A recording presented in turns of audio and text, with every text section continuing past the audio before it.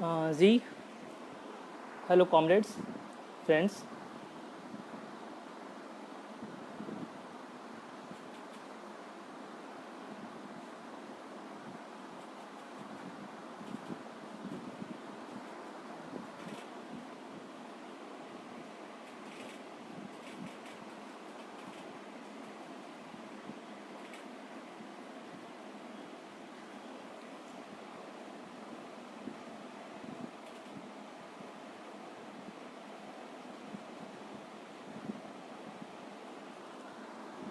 जी साथियों,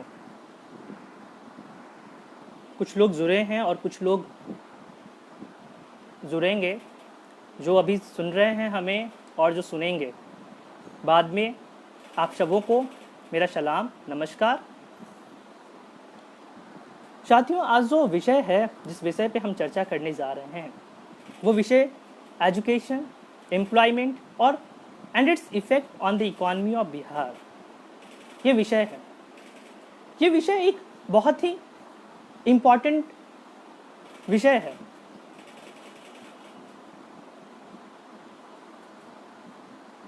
हम जानते हैं कि जो एजुकेशन की जब बात हम करते हैं तो एजुकेशन एक बहुत बड़ा रोल प्ले करता है, न सिर्फ एक इंडिविजुअल के लाइफ को इनरीच करने में, बल्कि ह्यूमन कैपिटल को, नेशन के ह्यूमन कैपिटल को भी बढ़ाने में एक बड़ा रोल प्ले करता है। और इसकी इफेक्ट और इसके जो असर हैं, वो ना ही सिर्फ एक लिटरेसी की बात हम करें, सिर्फ वो एक व्यक्ति को लिटरेट ही नहीं करता है, बल्कि हम देखें तो इसका असर पॉवर्टी पे, अनएम्प्लॉयमेंट पे और सोशल इनइक्वालिटीज पे भी इसका असर है। इसको भी रिड्यूस करने में उसका एक बड़ा योगदान होता है। लेकिन वर्तमान में हम क्या देखते हैं? आज की जो शिक्षा प्रणाली है, आज जो वर्तमान में एजुकेशन सिस्टम है, इसमें हम क्या देख रहे हैं?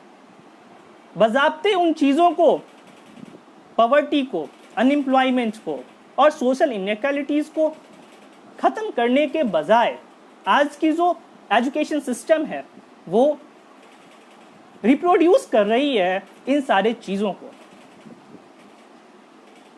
मैं वर्तमान परिवेश में जो एजुकेशन, एम्प्लॉयमेंट और इकोनॉमी पे असर जो है, जो पड़ रहा है बिहार के, उसको कोलैबोरेट करने से पहले मैं कुछ जो इम्पॉर्टेंट हाइलाइट्स हैं बिहार के एजुकेशन के और एम्प्लॉयमेंट के, उसको आपके सामने रखूंगा और फिर उसे वर्तमान की समय से मैं उसे जोड़ूंगा। मैं आपको कुछ बताऊं।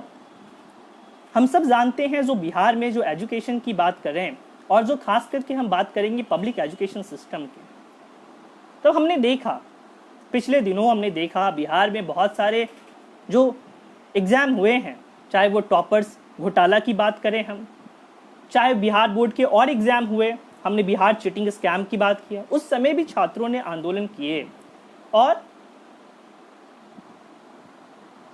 एक बड़ी भूमिका खास करके वामपंथी और जनवादी छात्र संगठनों ने अदा किया। लेकिन फिर भी सरकार की जो मानसिकता दिखी, जो इसके बेहतरी के लिए सरकार को करना था, वो सरकार ने नहीं किया। और जो निष्कर्ष निकल के आज हम देखते हैं, तो हमको दिखता है कि वर्तमान में भी हालत वही है, जो हालत पहले थी वही हालत आज भी है। तो एक चीज हम इसमें कहेंगे, जब तक इन जो माल प्रैक्टिसेस एग्जामिनेशंस में जो हो रहे हैं, जब तक उन्हें हम समाप्त नहीं करते हैं, unless and until we'll have to curb these malpractices with a iron hand, will not improve the education system of our Bihar or of our country. That is the main thing which we'll have to do. मैं आपके सामने कुछ data जो बिहार के education system का वो रखता हूं। ये फ्रंटलाइन में जो डाटा कुछ छपी, उससे आप अंदाजा लगा सकते हैं, जो डाटा मैं प्लेस करूंगा, कि एजुकेशन की क्या स्टैंडर्ड है बिहार के अंदर और सरकार की क्या मानसिकता रही है, सरकार ने कितने बेहतर तरीके से उस पर काम किया है, आप इससे सोच सकते हैं। फ्रंटलाइन के मुताबिक हम ये कह रहे हैं कि भारत का जो एजुकेशन सिस्टम है, जो इंडियन एजुकेशन सिस्टम है, वो पूरे विश्व में सबसे अधिक है, जहां 26 करोड़ विद्यार्थी इनरोल्ड हैं in all the covering from the cluster to the state level of all the 35 districts. 26 crore, जिसमें अगर आप देखो कि बिहार की जब हम बात करो तो बिहार सबसे इलिटरेट में आता है और केरला सबसे लिटरेट में आता है। ये एक है। दूसरी जो चीज हम देखते हैं वो आप देखिए, बिहार के जो पब्लिक स्कूल हैं, 43% जो स्कूल्स हैं बिहार के, वो झोपड़ियों में चल रहे हैं, या फिर वो पेड़ के जो शैडोज ऑफ द ट्रीज, पेड़ के छायों में चल रहे हैं, विद्यार्थी पढ़ रहे हैं। हमने डाटा के अनुसार करीब 60% जो विद्यालय हैं बिहार के, वहां लाइब्रेरी नहीं है। अराउंड 68% जो स्कूल हैं पब्लिक स्कूल, वहां कंप्यूटर लैब नहीं है। और जो बेसिक इंफ्रास्ट्रक्चर होनी चाहिए, जो मूलभूत सुविधाएं होनी चाहिए, जैसे कि बेंच, क्लासरूम में जो और भी एसेंशियल चीजें होनी चाहिए, वो सारे चीजें नहीं हैं। अब ऐसी परिस्थिति में अगर आप बोलिएगा कि हम बात करते हैं ऑनलाइन एजुकेशन की, और हम 2-3 चीज और देखते रहे हैं यहाँ पे। आप देखिए, पिछले दिनों सर्व शिक्षा अभियान भी चलाया गया सरकार की तरफ से, राष्ट्रीय शिक्षा अभियान भी चलाया गया, लेकिन वर्तमान में उन शिक्षा अभियानों की क्या स्थिति है? तो हम देखते हैं कि जो ड्रॉप आउट केसेस हैं, जो अटेंडेंस की रेशियो हैं, वो गिरे हैं। और इसका कारण भी है, स्कूलों में, कॉलेजेस में शिक्षक नहीं हैं। और आपको बताऊं कि बिहार में करीब बहुत वर्षों से शिक्षकों का इनरोलमेंट भी नहीं हुआ है, शिक्षकों की भर्ती भी नहीं हुई। और जो भी शिक्षक हैं यहाँ, आज हमने देखा पिछले दिनों करीब 4 से 5 महीनों तक शिक्षकों का हड़ताल चला, और सरकार ने उन्हें छोड़ दिया, और पूरे जितने भी स्कूल्स थे, पब्लिक स्कूल्स थे, सारे स्कूलें बंद पड़ी हुई थी। तो विद्यार्थी जाएंगे कहाँ से स्कूल? तो ये हमारे सामने समस्याएं हैं। और इसके बाद अगर हम देखते हैं, इसके बावजूद अगर सरकार बोलती है, ऑनलाइन एजुकेशन की बात करती है, तो ये कितने हद तक ये बेहतर हो पाएगा, ये हमें सोचने की बात है। बिहार एक ग्रामीण क्षेत्र है, और यहाँ की बहुसंख्यक आबादी ग्रामीण इलाकों में बसती है। और ग्रामीण जो इलाके हैं, जो बच्चे हैं ग्रामीण इलाके के, उनके पास इंटरनेट की सुविधाएं नहीं है आज भी। तो वो इन चीज़ों को, ये जो ऑनलाइन एजुकेशन की जो बात हो रही है, वो ऑनलाइन एजुकेशन को कैसे अब तक पहुंचा पाएंगे, वो कैसे पढ़ पाएंगे वहाँ? ये छोड़ दीजिए, हम गाँव की बात पहले आप देखिए शहरों में इंटरनेट की क्या हालत है। शहर में ठीक से इंटरनेट नहीं चलते हैं, उसके बाद गाँव पे हम जाएंगे, शहरों में इंटरनेट नहीं चलते सही से। और जो पिछले दिनों हमने देखा कि इंटरनेट के कॉस्ट में 40% का इजाफा कर दिया गया, ये भी एक बड़ी मार है मजदूर वर्ग पर, खास करके जो मेहनतकश वर्ग है, जो वर्किंग क्लास है, उनके पास।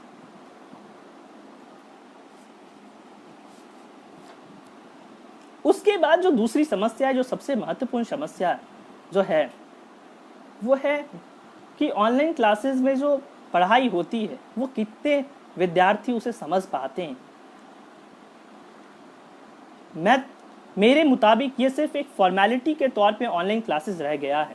क्योंकि अगर आप बात कीजिए, अगर कोई टेक्निकल या फिर प्रोफेशनल स्टूडेंट की क्लासेस हो रही है ऑनलाइन माध्यम से, अगर हम देखते हैं, तो अगर कोई स्टूडेंट एनाटमी पढ़ना चाहता है, या फिर ऑस्टियो पढ़ना चाहता है, या फिर न्यूरो पढ़ना चाहता है, या फिर उनकी क्लासेस हो रही है, तो वो कितने प्रतिशत वो उससे समझ पाते हैं, ये भी हमें देखना है।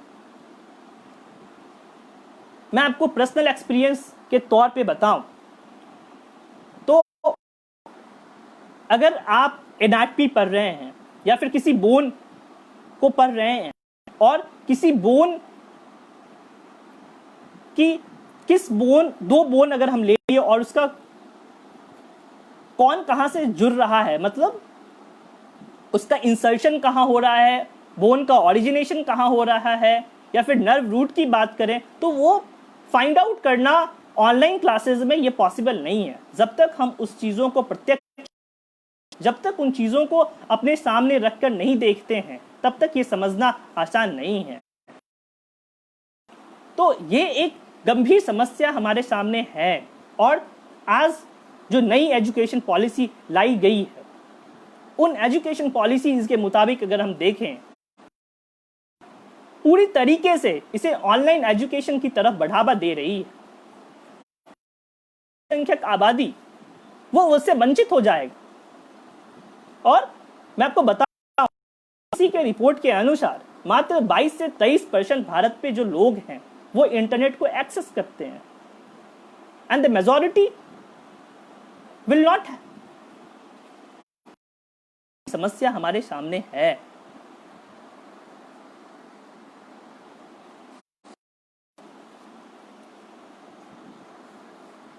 उसके बाद अभी जो इस लॉकडाउन के छात्रों के सामने जो दूसरी समस्याएं उत्पन्न हुई वो समस्या है कि कॉलेजेस का सेमेस्टर लेट हो सकता है। तो इस कड़ी में हम लोगों ने डिमांड किया कि नए एकेडमिक कैलेंडर को तैयार किया जाए, क्योंकि बहुत सारे ऐसे छात्र रह गए हैं जो ऑनलाइन क्लासेस से वंचित हो गए। और ऐसे में अगर आप एग्ज़ाम लेते हो फिर तो वो क्या एग्ज़ाम देंगे? सिर्फ एक फॉर्मेलिटी के तौर पे आप ये कह दोगे कि हमारा सेशन कंप्लीट हो गया, पर हकीकत में क्या वो क्वालिटी एजुकेशन उन तक मिल पाई? तो जवाब मिलेगा नहीं। या फिर आप उन विषयों से उनसे प्रश्न पूछते हो तो उनके सामने एक प्रश्नवाचक चिन्ह खड़ा हो जाएगा। तो ऐसे में एसएफआई ने भी मांग किया कि एकेडमिक कैलेंडर तैयार होने जिससे जो छात्र समुदाय हैं वो वंचित ना हो सके। दूसरी चीज, जो शहरों में जो गांवों से आके स्टूडेंट रहते हैं और अपनी पढ़ाई करते हैं उन विद्यार्थियों से जो रूम रेंट है वो सरकार उठाए, चुकता करे। उसके बाद जो कॉलेजेस की फी है, अब जब इस दौर में विद्यार्थी कॉलेज गए ही नहीं, स्कूल गए ही नहीं, वो पढ़े ही नहीं, तो फी किस चीज का देंगे? तो ये 3 महीने का जो फी है, जो पूरे लॉकडाउन का पीरियड रहा, उस पीरियड के फी को भी सरकार माफ करे। ये मांग हम लोगों ने किया और आंदोलन भी हुए हैं। तो ये कुछ जो फैक्ट थी वो एजुकेशन पे। अब जब हम बात करेंगे एम्प्लॉयमेंट पे, तो एम्प्लॉयमेंट का जो संबंध है वो सीधा संबंध इकोनॉमी से है, वो अर्थव्यवस्था से संबंध है। और हम सब जानते हैं जो बिहार की जो इकोनॉमी की बात जब हम करते हैं, जब अर्थव्यवस्था की बात करते हैं, तो बिहार पूरी तरीके से और मेजॉरिटी जो बिहार का है हिस्सा वो एग्रीकल्चर पे डिपेंड करता है, वो कृषि पे डिपेंड करता है, कृषि के सेक्टर पे। उसके बाद आप अगर देखिए इतिहास के पन्नों को, अगर आप देखिए तो ऐसा नहीं है बिहार में औद्योगिक क्षेत्र में इंडस्ट्रियां नहीं लगी। पिछले दशकों में जब आप देखिए, इसको हमने बांटा 3-4 तरीकों से इसे बांटा गया है। मौर्य पीरियड के तौर पे, फिर सिरसा रिफॉर्म, फिर आया कॉलोनियल रिफॉर्म, फिर 90s का समय आया जो 1947 से लेके 90 का समय आया। उसके बाद फिर वर्तमान की 91 के बाद की जो समय है, नौ उदारवाद की समय है। इससे को आप देखिए तो हम इसमें देखें कि जो मौर्य का समय था, मौर्यन इंपायर का जो समय था, उस समय में जो इकोनॉमी का जो हिस्सा था, इकोनॉमी का जो सबसे बड़ा असर था, जो वो था एग्रीकल्चर बेसिस। फिर शेरशाह रिफॉर्म में कुछ बदलाव हुए, उसको और बढ़ाया गया और उसमें टैक्स इंपोर्ट किया गया। उसके बाद अब देखिए जो कॉलोनियल रिफॉर्म हुए, कॉलोनियल रिफॉर्म का जो समय था, उस समय छोटे छोटे उद्योग स्थापित किए गए, तो इससे अर्बन इकोनॉमी और as well as the rural economy पे एक बड़ा असर पड़ा। और फिर उसके बाद आया 90s का समय, 1947 के बाद का समय। इन समयों में हमने देखा कि जो शुगर केन बिहार के अंदर, खास करके जो शुगर केन और जो वेजिटेबल वाइल्ड जो एक सेक्टर था, वो फ्लरिशिंग सेक्टर था बिहार की इकोनॉमी के लिए। बिहार में अगर मैं बताऊं आपको, तो उस समय में 25% जो पूरे इंडिया का आउटपुट है, उसका 25% शुगर केन का जो आउटपुट है वो बिहार देता था, और जो हॉर्टिकल्चर प्रोडक्ट्स हैं वो 50% बिहार देता था। और सिर्फ यही नहीं, बल्कि जो हम पटना, जो बिहार की राजधानी है, वो इंटरनेशनल ट्रेड के तौर पे जाना जाता था। लेकिन बाद के दशकों में, बाद के समयों में क्या हुआ? उस समय में जब अनडिवाइडेड बिहार की अगर हम बात करते हैं, तो जो रोहतास का इलाका है, वहाँ डालमिया नगर एक बड़ा इंडस्ट्रियल हब था। जो बिहार का बरौनी है, वहाँ फर्टाइल इंडस्ट्री, टेक्सटाइल इंडस्ट्री, ये सारी चीज़ें वहाँ थी। उसके बाद अब देखो, पटना के बगल में फतुहा में मोटर प्लांट इंडस्ट्री थी। उसके बाद यहाँ पे 29 sugar mill, rice mill, paper mill, ये सारे थे। नवादा में शुगर मिल, मधुबनी के इलाका में, पश्चिम चंपारण के इलाके में, पूर्णिया के बनबनखी में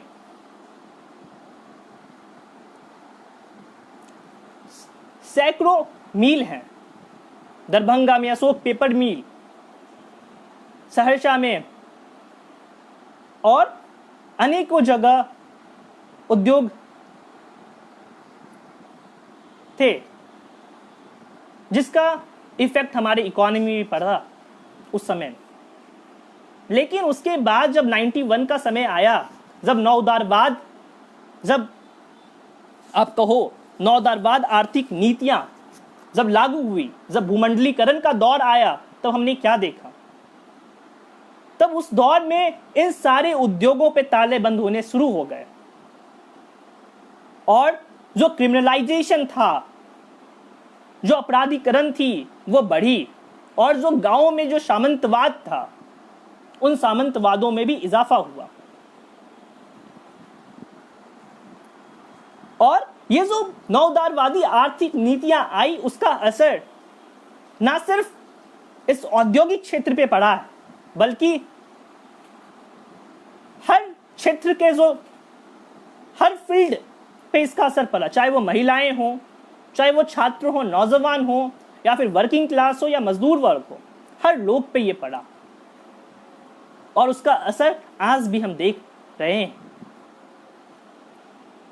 और यही वो दौर था जब ये इंडस्ट्रियां बंद हुई, और माइग्रेशन का दौर, जो प्रवास का हम कहते हैं, जो प्रवासी मजदूर आज हम इतने चर्चे में हैं, इन प्रवासी मजदूरों की, जो मजदूरों की प्रवास की सवाल थी, वो शुरू हुई, और मजदूर माइग्रेट करना स्टार्ट कर दिए, क्योंकि यहाँ रोजगार बंद हो चुका था, और उन्हें रोटी के लिए, अपने घर की जीविका को चलाने के लिए उन्हें दूसरे जगह जाने को मजबूर होना पड़ा। फिर आप देखिए,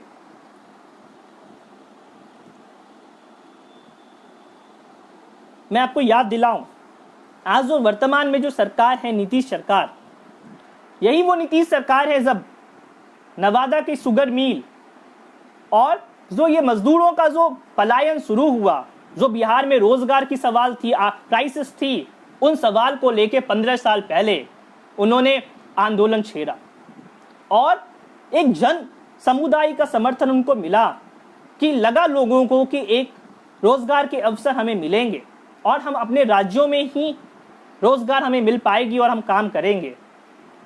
लेकिन आज भी अगर हम देखते हैं तो उन उद्योगों पे ताले बंद पड़े हुए हैं। जो 26 शुगर मिल बिहार के अंदर हैं, उन 26 शुगर मिलों में से 16 शुगर मिलों को सरकार ने अंडरटेक किया अपने, लेकिन उन 16 जो उन्होंने अंडरटेक किया भी वो भी आज बंद पड़े हुए हैं। 11 जो शुगर मिल हैं वो प्राइवेट सेक्टर में काम कर रहे हैं। बाकी आप राइस मिल की बात कर लो, ये सारे बंद पड़े हुए हैं। बरौनी में फर्टिलाइजर इंडस्ट्री वो बंद पड़े हुए हैं, चाहे वो पूर्णिया का मिल हो, ये सारे बंद पड़े हुए हैं। फिर आप बिहार का जो समस्तीपुर का इलाका है, हम जानते हैं वहां जो बिहार में पटुआ जिससे जो बोरे बनते हैं, तैयार होते हैं, उसकी वहां उपजाऊ होती है। लेकिन जो रॉ मटेरियल हमारा है वो हमारे यहां नहीं रह के दूसरे राज्य जाता है। हमारे यहां उद्योग नहीं है, वो बन कैसे सकते हैं? तो ये सवाल है। और अब आप देखिए इसको, अगर अभी हमने देखा कुछ दिन पहले हमारे माननीय प्रधानमंत्री जी ने लोकल वोकल की बात, आप लोकल वोकल की बात कर रहे हो, ये कब कैसे संभव हो पाएगा? ये संभव तभी है जब हमारे यहाँ उद्योग हो, हमारा जो रॉ मटेरियल कच्चा सामान है वो हमारे यहाँ उसकी वो बने और फिर यहाँ से एक्सपोर्ट हो। तो इसका सिर्फ इतना ही असर नहीं होगा कि हमें रोजगार भी मिलेगी और साथ साथ इकोनॉमी पे भी प्रभाव पड़ेगा, हमारी इकोनॉमी भी बेहतर होगी और जो मजदूरों का पलायन जो हो रहा है वो भी रुकेगा। लेकिन सिर्फ बोलने से नहीं होगा, इसके लिए हमें जमीनी हकीकत पे काम करने पड़ेंगे।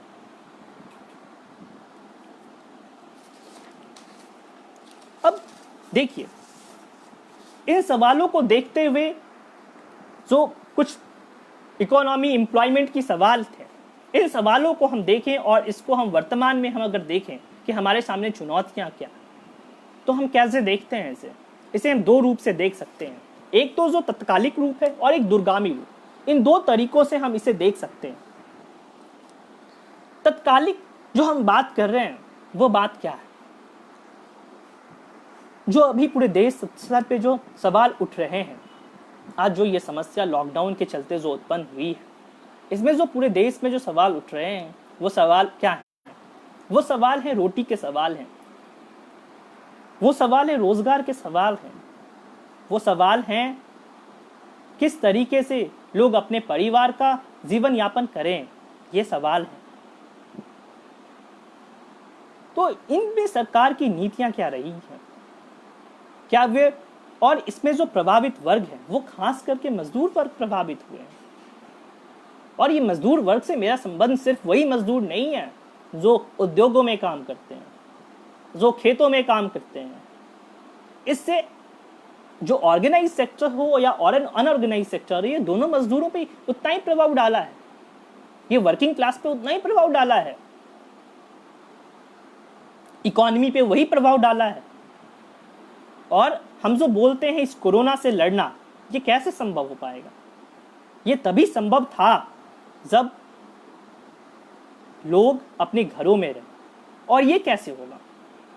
जो डेली काम कर कर अपने घर का जीविका और अपने रोटी के लिए, 2 वक्त की रोटी के लिए कुछ कमाते थे और उससे अपने घर का जो काम चलाते थे, लेकिन इस दौरान जो उनके ऊपर जो समस्याएं आई, जो आर्थिक तंगी उनके ऊपर आई, उससे उनकी पूरी स्थिति, जो आर्थिक स्थिति है, वो चरमरा गई। लेकिन सरकार ने कुछ नहीं किया। सिर्फ यहां तक कि जो हमारी स्मृति ईरानी जी हैं, वो तो बोलती हैं 150 करोड़ लोगों तक राशन पहुंचा दिए हैं। अब बताइए, उनको ये नहीं पता कि हमारा पॉपुलेशन कितना है, हमारे देश की जनसंख्या कितनी है। और अगर वो पहुंचा देती उतने लोगों तक, तो आज कोई भूखा नहीं होता। आज जो ये मौतें हो रही है भूख से, हमने देखा बिहार के आरा में, हमने देखा मधुबनी में, हमने देखा गया में, और भी अनेकों जगह की रिपोर्ट आई जो भूख से मौत हो रही है।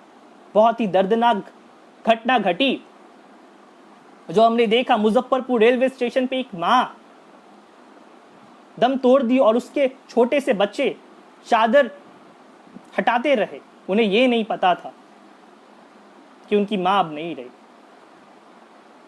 ये हालत है। हम आज देखें एक रिपोर्ट, मुंबई में फंसी एक महिला के पास खाने के लिए कुछ नहीं है, वो बिस्किट खा के अपना जीवन यापन कर रही है।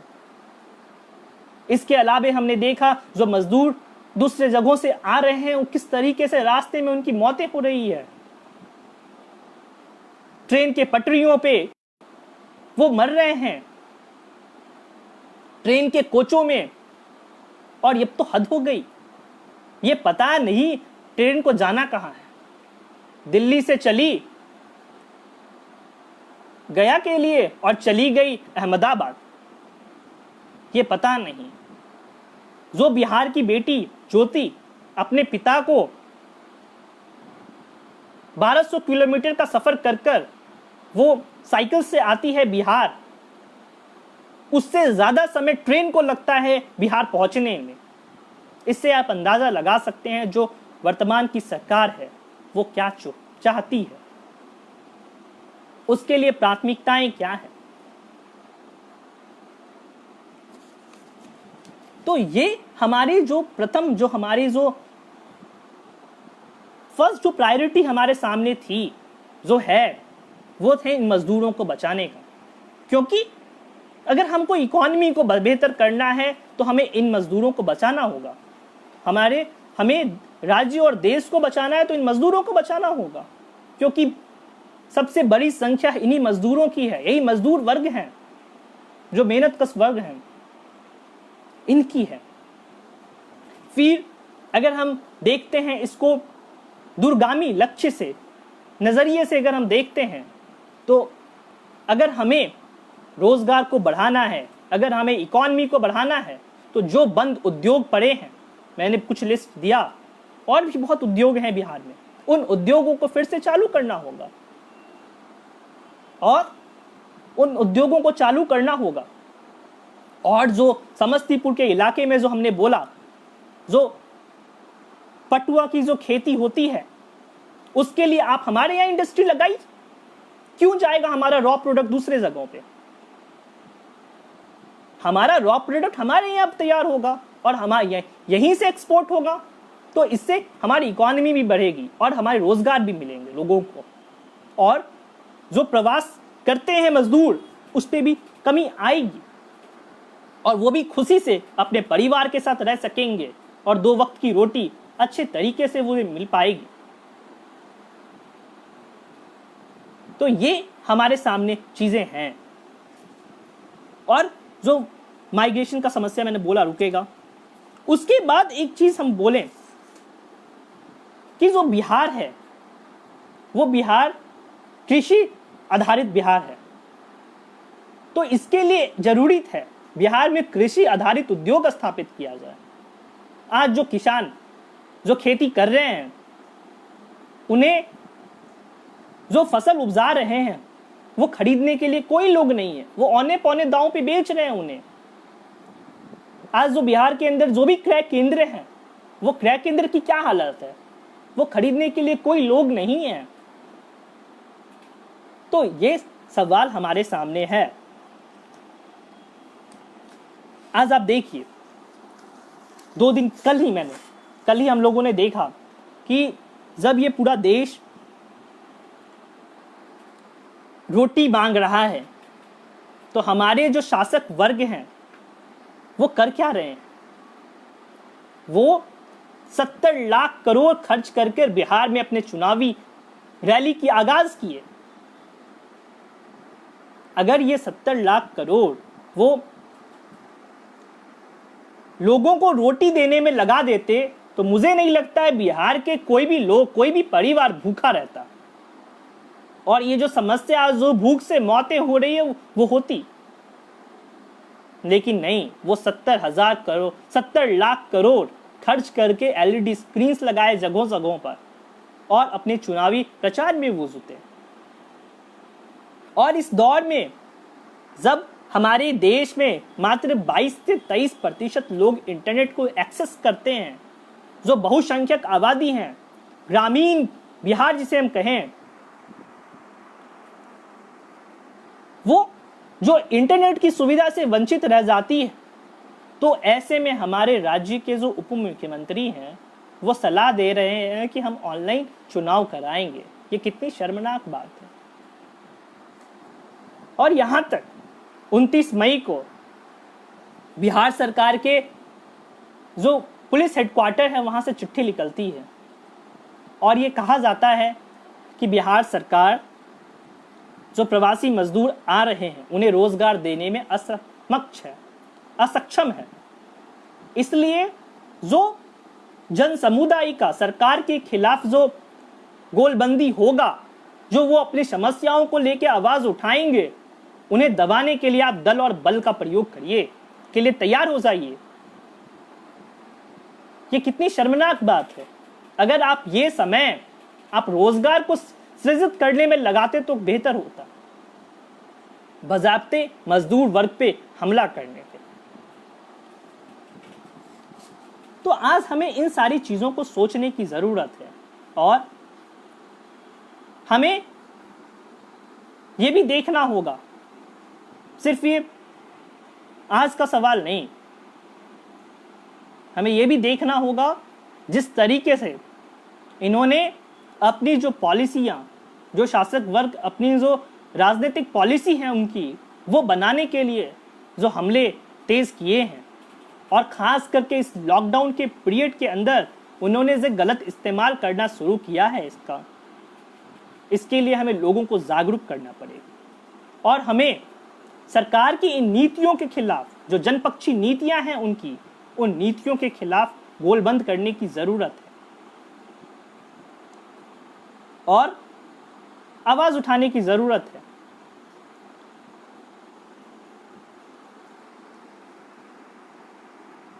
तो ये सवाल जो हैं हमें प्रमुखता से उठाएं और जो 15 सालों का जो वर्तमान सरकार की जो 15 सालों की जो नीति रही है, जो मजदूर विरोधी नीति रही है, और हमने देखा इसी बीच में जो जिस तरीके से यूएपीए लाया गया और जो भी इस देश की संविधान की रक्षा के लिए जो उन्होंने आवाज उठाए पिछले दिनों, उनको किस तरीके से जेल के अंदर बंद कर दिया गया। और आज तो अब तो हद हो गई।